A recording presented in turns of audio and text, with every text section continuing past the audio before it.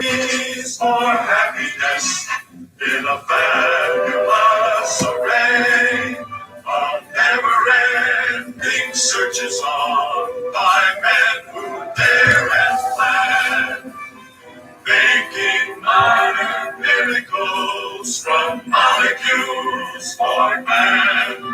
Every atom is a world and infinity unfurled, a world of inner space without an end. A world of mystery, of endless energy, with treasures more than man can ever spend. Miracles from molecules are dawning every day. Discoveries for happiness in a fabulous array. A never-ending searches on by men who dare and plan, making modern miracles from molecules for man, making modern miracles from molecules for man.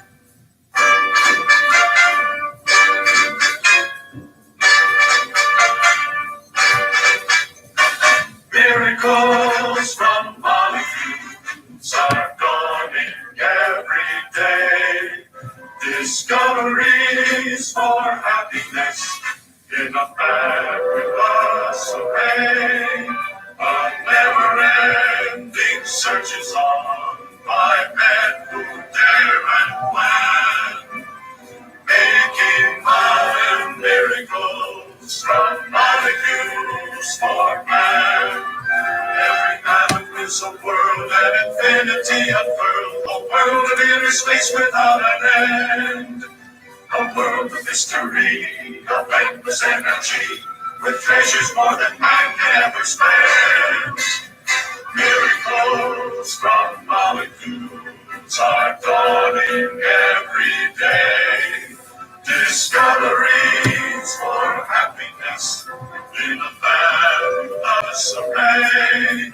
A never-ending searches on by men who dare and plan, making modern miracles from molecules for man.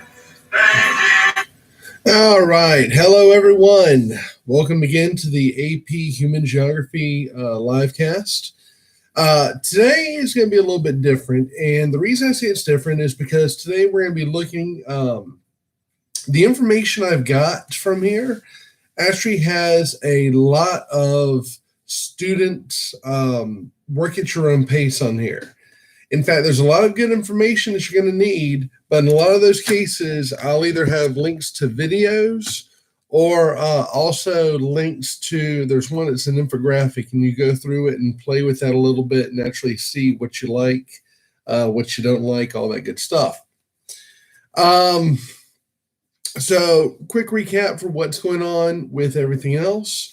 As you should know, you should be checking on that myap.collegeboard.org website. If you are unable to log into it from the beginning of the year, need a password refresh, they have a phone number you can call and do it through there. If you remember, I originally had you guys logging in using your @ebrschools.org email address. Unfortunately, those email addresses are bupkis and they're never going to let you have access to them. So you won't be able to log in through that way. That means you won't be able to reset your password through that ends. So you will need to call that phone number. If you have not signed up for that one, go ahead and get that done now. By the end of the week, if you're not signed up, I'm going to have to sign it up for you. And in that case, I probably will not remember. AP Biology, actually, it's on the Broadmoor app here. Yay. All right. You also might want to download the Broadmoor High School app. It's called Buck Nation on your Android or iPhone app store.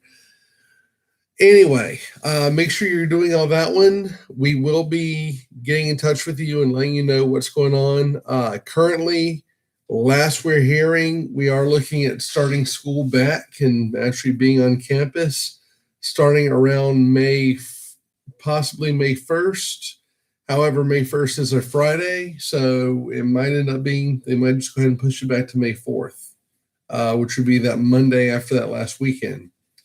Until we hear otherwise, currently be prepared to go back to school as soon as April 30th rolls around. Be ready to get back into the swing of things.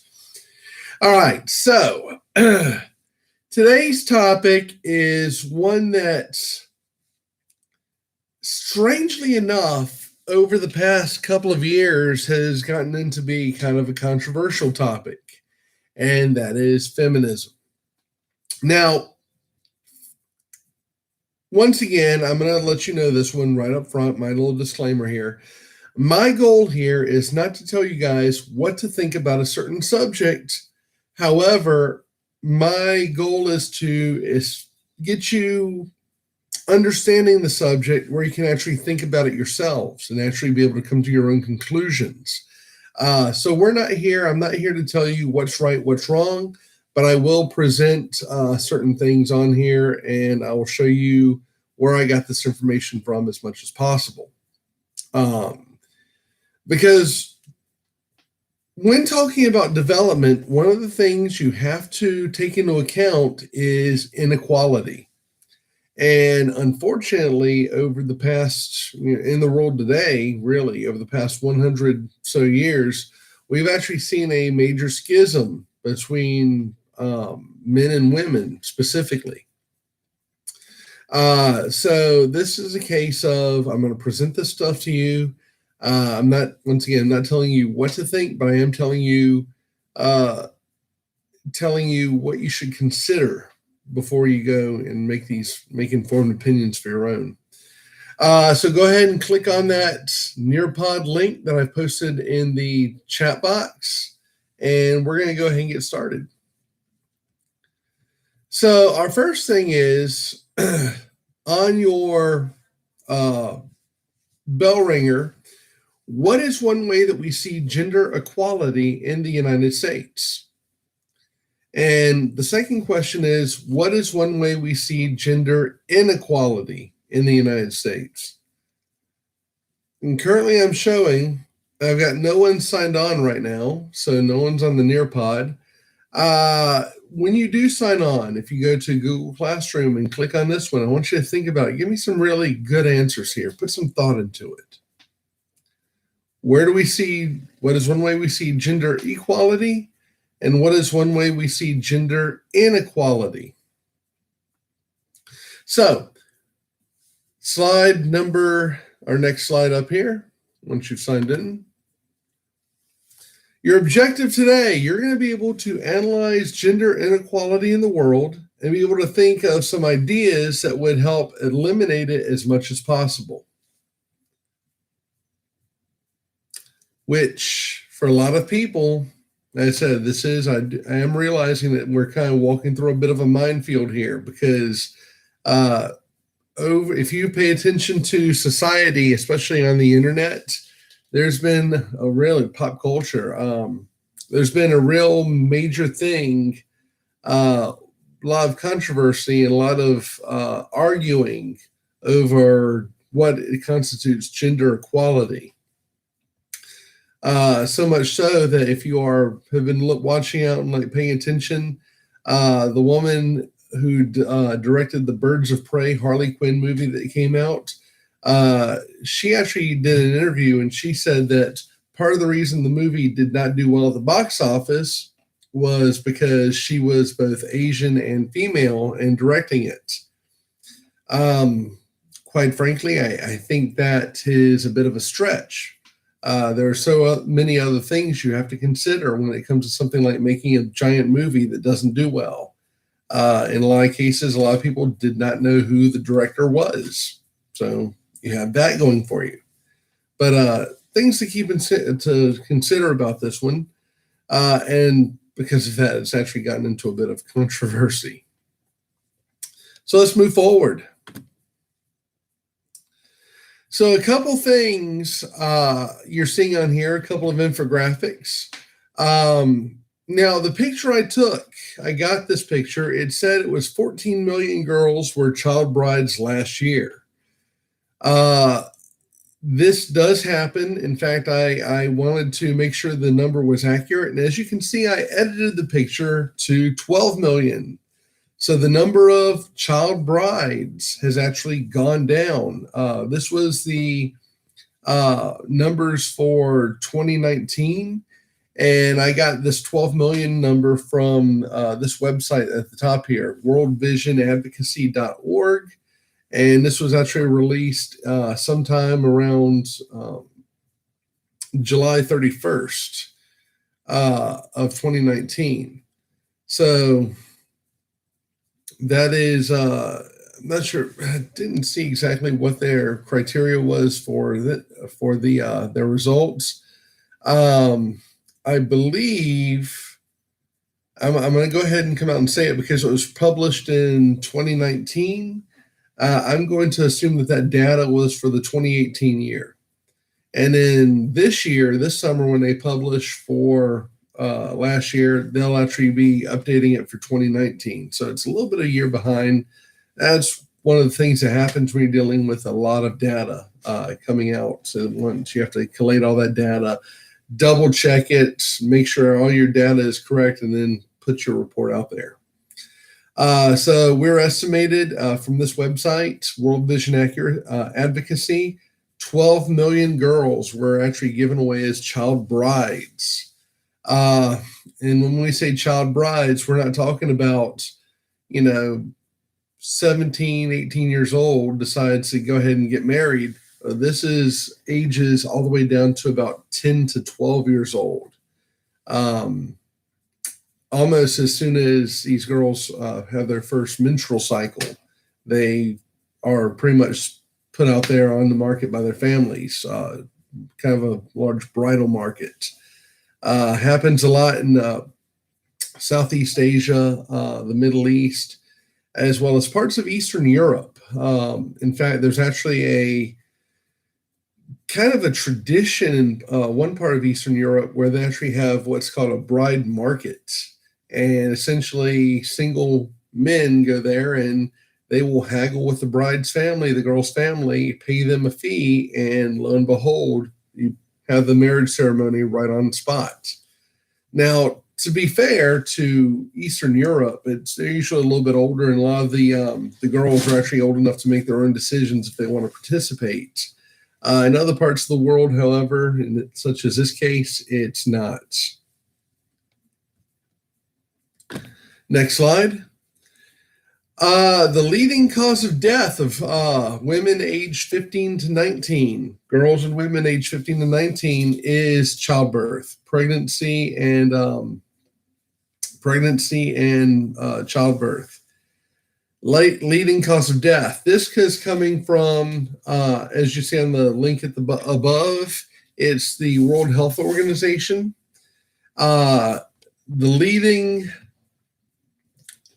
So it's kind of telling, especially when you consider that the leading cause of death in boys age 15 and 19 is usually accidental injury. So there's something, it's a little bit more sinister when childbirth being the leading cause of death of girls aged 15 and 19. That sounds bad enough as it is, but when you compare it to boys of the same age group, their leading cause of death is accidental injury. They fall off a roof, or they're in a car accident. So that's going to be the big thing. And it actually makes this statistic for women a little bit more chilling if you think about it that way. Third, every year, approximately 60 million girls are assaulted in some way or shape or fashion while on their way to a school. Maybe it's physical abuse, physical assault, maybe in some cases sexual assault. And my source for this one is actually a very large pamphlet I actually have a link to the pamphlet right here. It's about a 30-page read. And if you look at that one, you can actually go through. They break it down by, excuse me. That was a hiccup, by the way. Just had lunch a little while ago. They actually break it down into a number of demographics. They break it down by country. Needless to say, country and continent. Needless to say, Europe and the Americas actually have, or Europe and North America, Europe, North America, Australia have the lowest number. The worst it's happening at is parts of Africa, where as soon as women start, or young girls start going to school, they have a chance. There's chances that they'll end up being kidnapped, or either kidnapped, or maybe a family member tries to stop them. That's all considered part of the assault.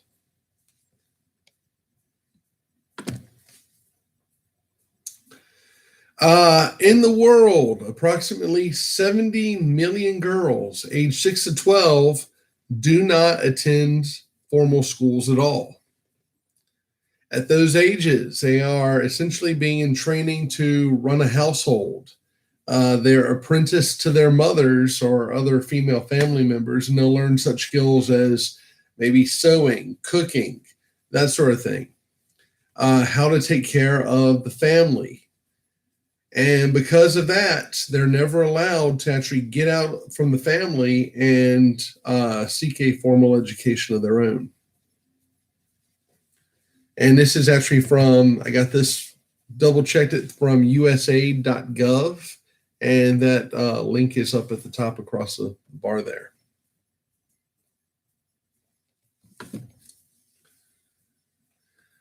So, gender inequality measures. We've seen a couple of instances of gender inequality. Now, one thing to remember is that just because a country is considered developed does not mean that everyone experiences the same amount of development equally. So, there are pushes for what's called gender equity. So, that's our process where we allow resources, programs, and decision making, and we give that to both men and women, and we also address any imbalances in those benefits. So gender equity, it's a big thing, and a lot of people are pushing for it. So this slide contains a video. Next slide up. I'm going to go ahead and hit all devices so you'll have access to it. So empowerment. How do we measure how women achieve economic and political power? Well, the first thing we have to do is to look at the percentage of women in every country's national legislature.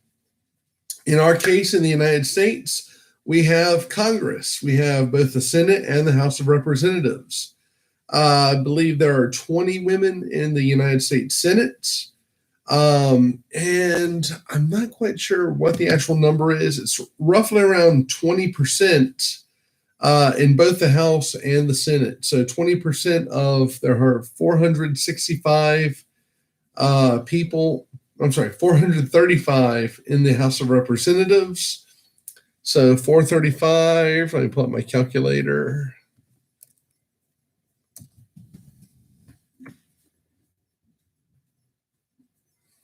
So 435 times 0.2, roughly about 87 of the 435, roughly about.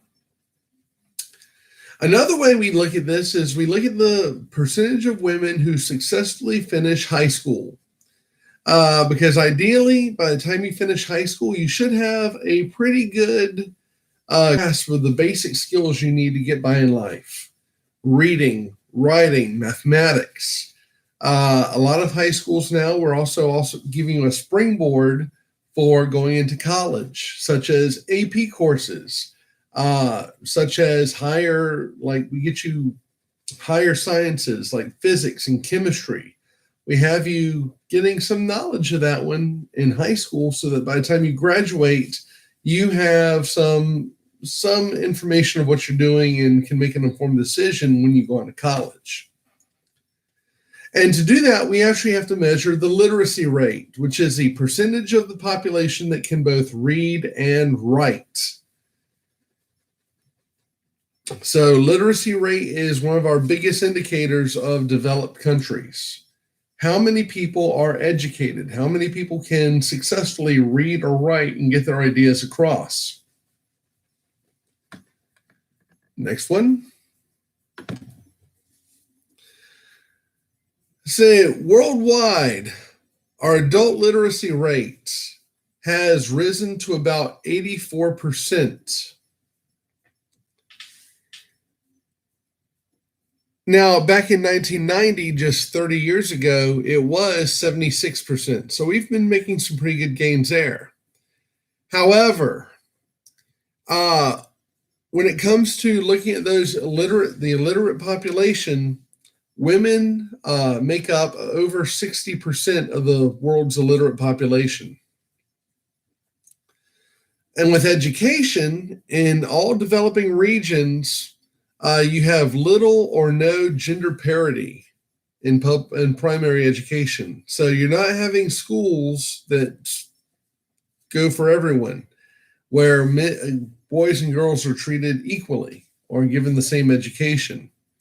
Here in the United States, developed countries, we do see that. We actually have boys and girls attending school and given equal treatment. However, in developing countries, typically education is considered to be for the men, and girls are not actually put into education settings.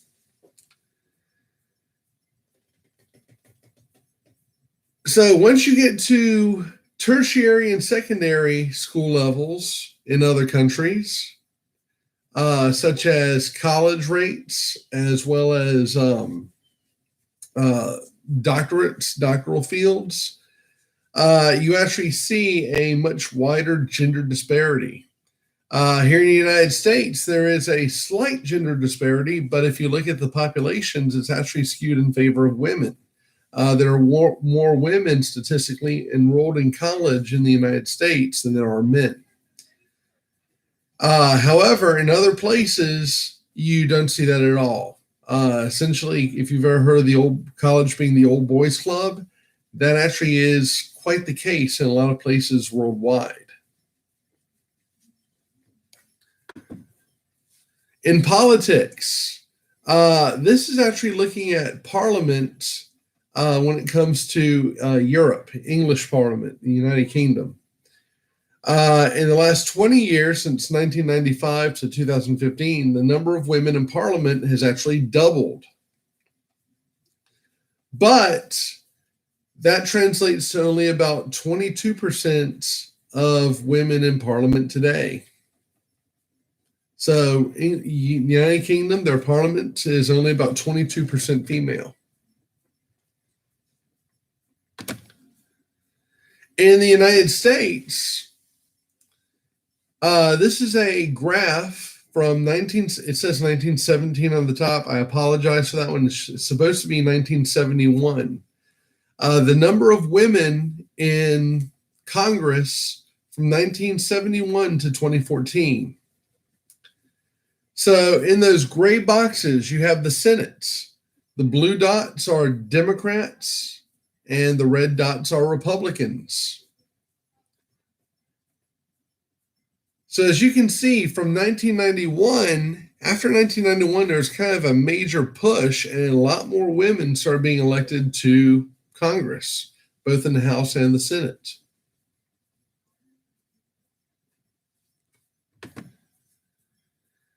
So our last Congress, for 114th, male was 80.6%, female was 19.4%. So 81% to 19% in the House of Representatives. I was close. And the Senate, males were 80 of the 100 senators were male and 20 were female. Now, a lot of people want to know why this is. Why aren't there more women in Congress? So real quick, The American population is 51% female. However, women make up only about 20% of Congress. So here's your first discussion question on slide 14 here. Why aren't women able to achieve political equality in the United States? You can go ahead and submit your answers on there. We'll come back to it in a little bit. Now, one of the things you should know,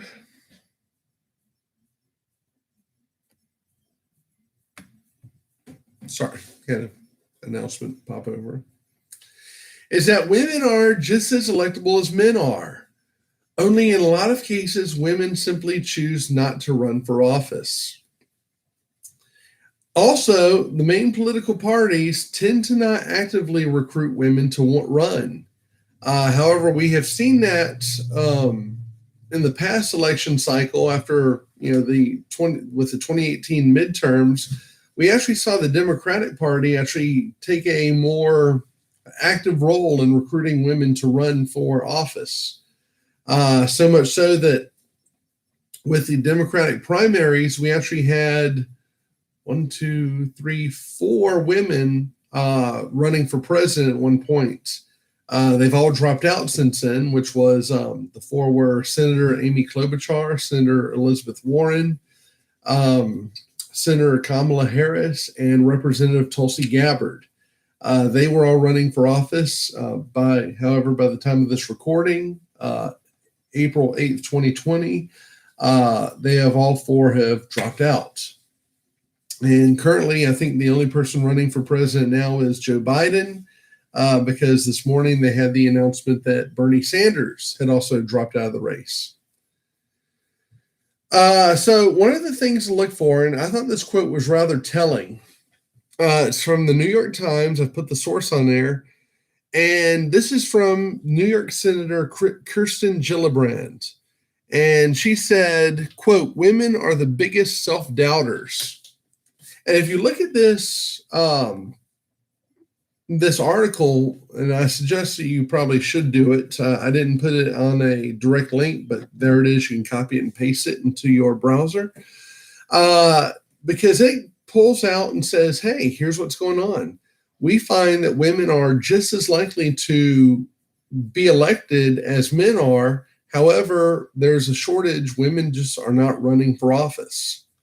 That's where also we got the information that women are not being actively recruited to run for office.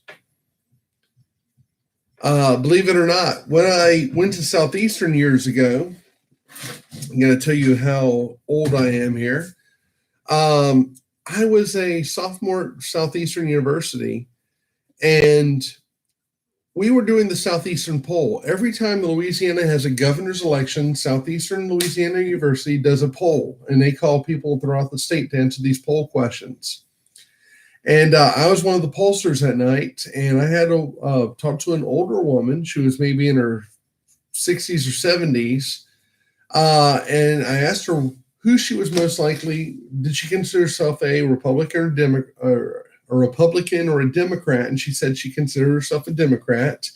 And then I asked her, well, who would you, if the election were held today, would you most likely vote for Kathleen Blanco, the Democratic candidate, or Bobby Jindal, the Republican candidate? And after about a second pause, she said that she was going to vote for Bobby Jindal. So we have a Democrat, an older woman, Democrats. I said she categorized herself in late 60s, early 70s, but she said she was voting for Bobby Jindal. And I asked her why, and because we try to get as much information as we can to figure out what the pulse of the state was. And she said because she did not believe a woman should be governor of a state. So there is a bit of a culture clash in a lot of cases. Why do women choose not to run for office? Well, in some cases, especially with older generations, they see it as, women should not. That's obviously been changing as we've progressed and grown as a society. But that was something that I tell you the truth, that's one of those things I'll probably remember to my dying day, because it kind of hit me from left field. I had no idea that anyone ever thought about that. So, like I said, I was about 19 or 20 doing this poll, and this woman I was talking to she said she was in her late 60s. She categorized herself as late 60s, early 70s, which would be age 65 to 70. And this was roughly about 15 years ago. So take it as you will. So women in the labor force. One of the big questions to ask is, what percentage of working citizens are women? Now, one of the things to consider here is that these numbers are not necessarily going to be accurate, because in a lot of parts of the world, unpaid labor, such as either raising children or caring for elderly relatives, is not counted. That's one of the things with the United States is when we count the labor force, we're counting how many people are actually getting a paycheck, how many people are generating revenue. Because in that case, those paychecks and that revenue gives us a bigger glimpse into what our economy is doing. So we don't really pay attention to unpaid labor. Raising children, caring for elderly relatives is not counted. And coming from my own point of view, I can see why. Because raising children or caring for elderly relatives is something you're kind of expected to do as being part of a family.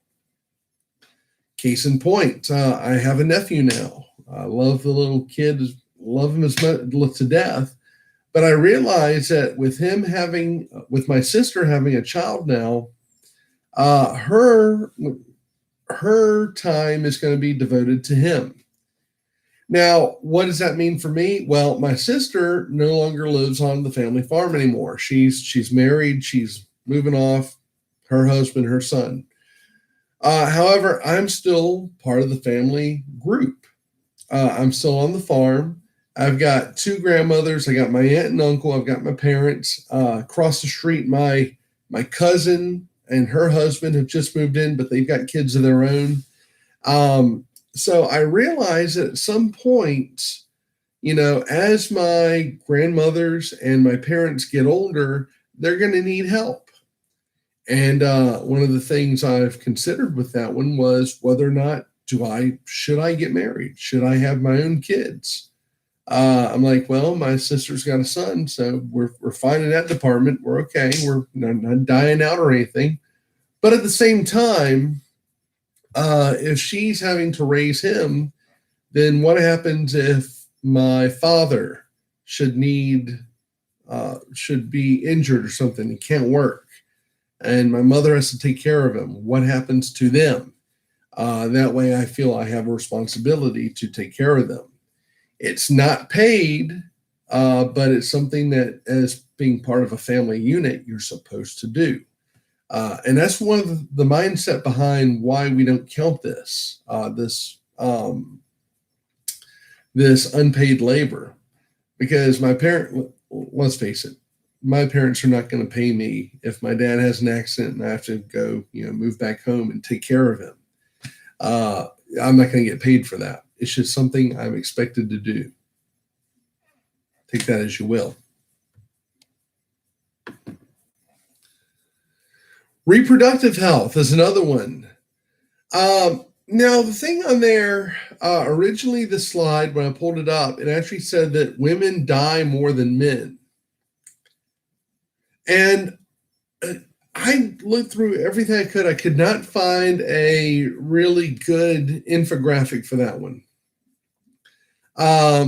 And the thing is, it was covered with reproductive health. I'm like, well, what do you mean by how do women? It just made no sense to me. So I omitted that part out. Because if you look at different things, they actually break it down. When it comes to things like certain cancers, women do have a higher mortality rate than men. But if you look at things like heart disease, if you look at accidental death and dismemberment, on the workplace injuries and fatalities, stuff like that, you're actually going to see men have a higher mortality rate. So I omitted it completely because I could not find a really good statistic to show the actual mortality rates for men and women.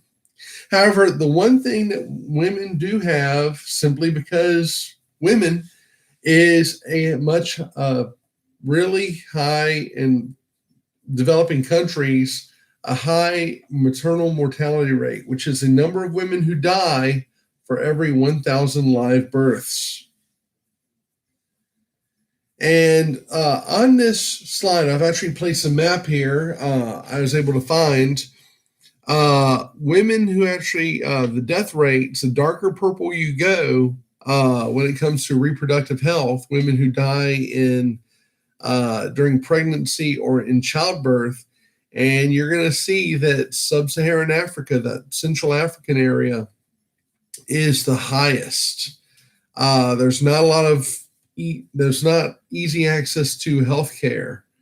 Among the lowest, once again, the developed world, places like United States, Canada, Australia, Europe, and some areas are doing a little bit better than they were previously.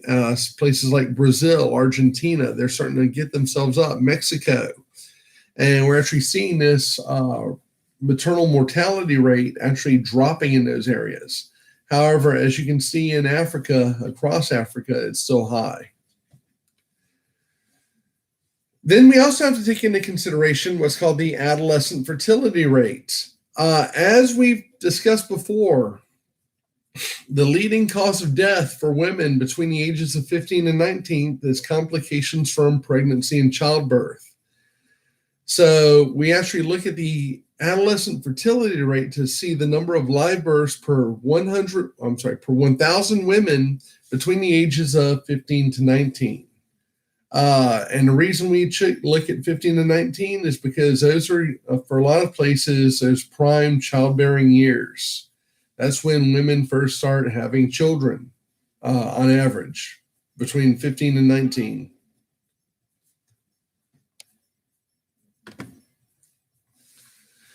UN Women is a non-governmental organization that works towards gender equality and the empowerment of women on an international level. A non-governmental organization is any nonprofit, voluntary citizens group organized on a local, national, or in this case, international level. So UN Women, it's there. And the reason we pull this up and bring this up is because UN Women is kind of one of our biggest sources for the next series we're talking about, this last little bit here. So maternal deaths. So the good news is, since 1990, so over 30 years, we've actually dropped maternal deaths by 45%. We're able to get more hospitals, more doctors, more medicines to these areas for pregnant women. We can actually provide better prenatal and neonatal care. However, on the average day in the world, around 800 women still die from preventable pregnancy-related causes. 99% of that 800 happens in developing countries. Another thing to look at is something that's a little bit hard to talk about: female genital mutilation.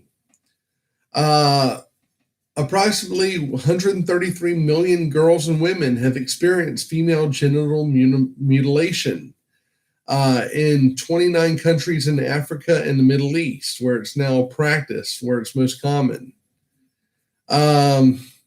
The impact of that one is severe physical trauma, emotional trauma, and a lot of health risks associated with that one, especially in places where this procedure is performed, where there is no access to medications or, say, antibiotics. It's kind of I'm not going to go into too much detail on that one because, well, it is what it is. And there's actually a big push to outlaw it. In fact, it's an uncomfortable thing. And you probably notice from my body language here, it's really uncomfortable. And I'll just leave it at that. So mapping paternity, what's called maternity leave. How many weeks do other nations provide of paid maternity leave compared to the United States? So in other words, if a woman has a job in one of these countries, how many weeks can she take off and still get the same pay as if she was actually working? So Canada, women can take off the entire year. Almost the entire year. There are 52 weeks in a year.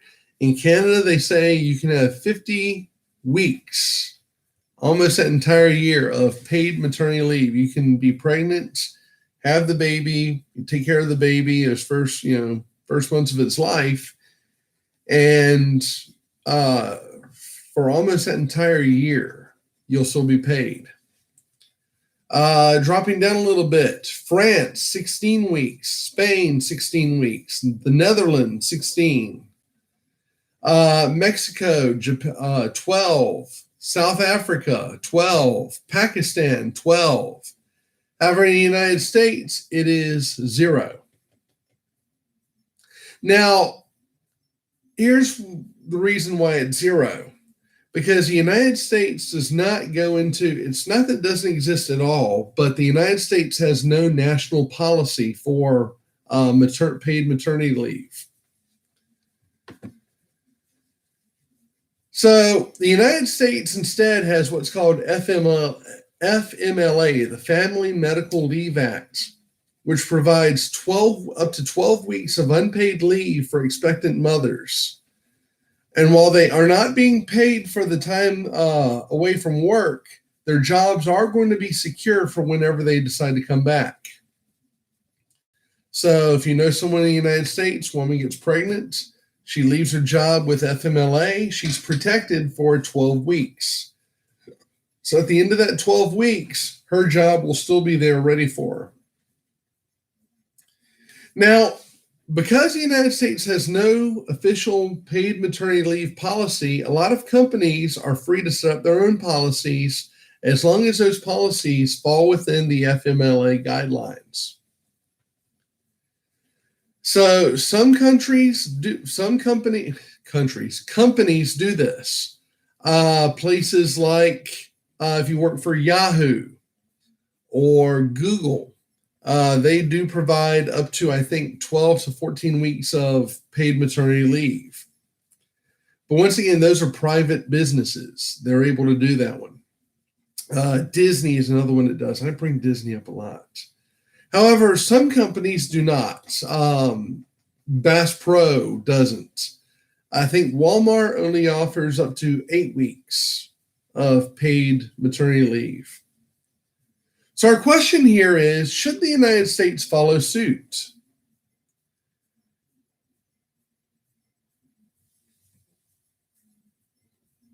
So of all 188 countries in the world, there are only 8 that do not have an official paid maternity leave policy.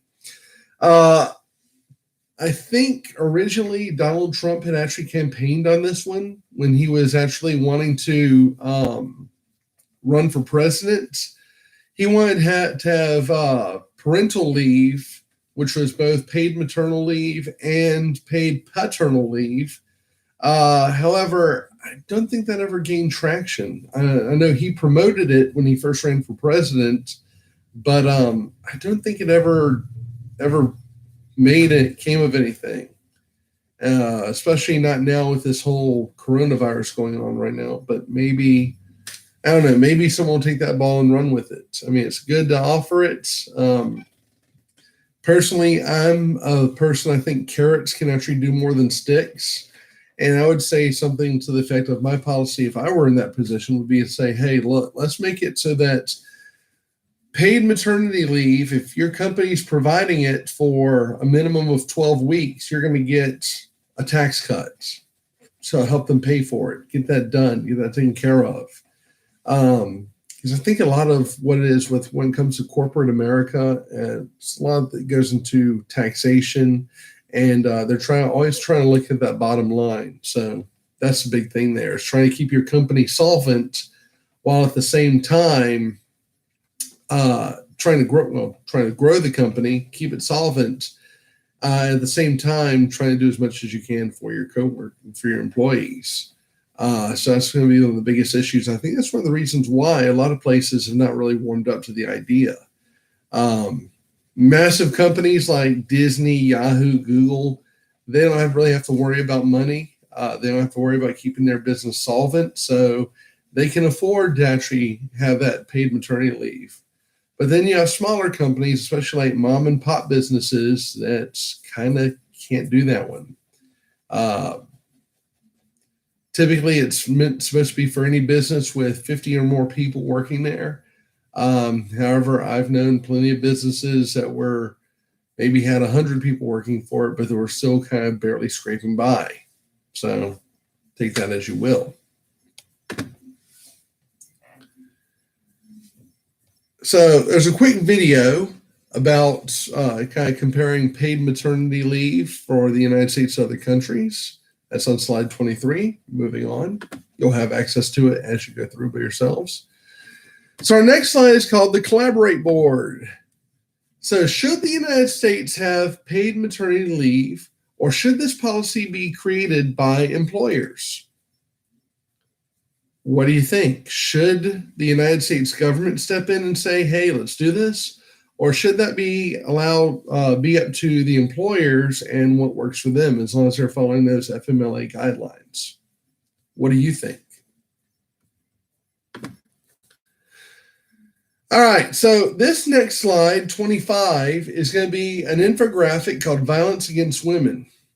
I want you to take a few minutes. You can go ahead and pause the video here if you'd like. And then also go ahead and play with this one, see if you can find anything on there. If you're interested in learning more about female genital mutilation, which was something I mentioned a little while ago, I was a little kind of uncomfortable talking about it.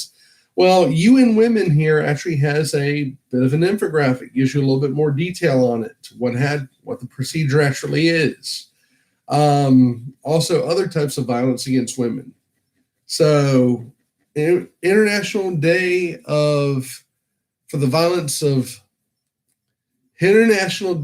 Elimination of Violence Against Women, 16 Days of Activism Against Gender Violence. Let's move forward. So you can play with that as much as you'd like, and then we'll go forward from there. All right, slide 26 is a brief video. It's kind of done showing you the perspective of a woman living in Egypt and the struggle she finds and violence she sees as she goes from her home to her business, to her office.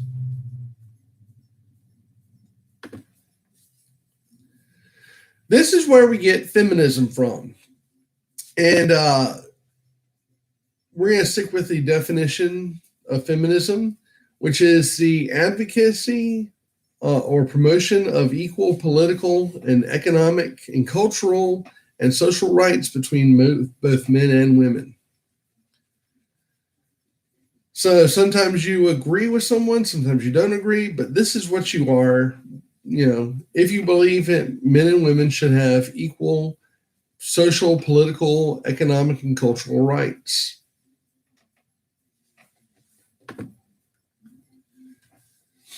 So, do you consider yourself a feminist? Why or why not? Please keep in mind that this is completely anonymous.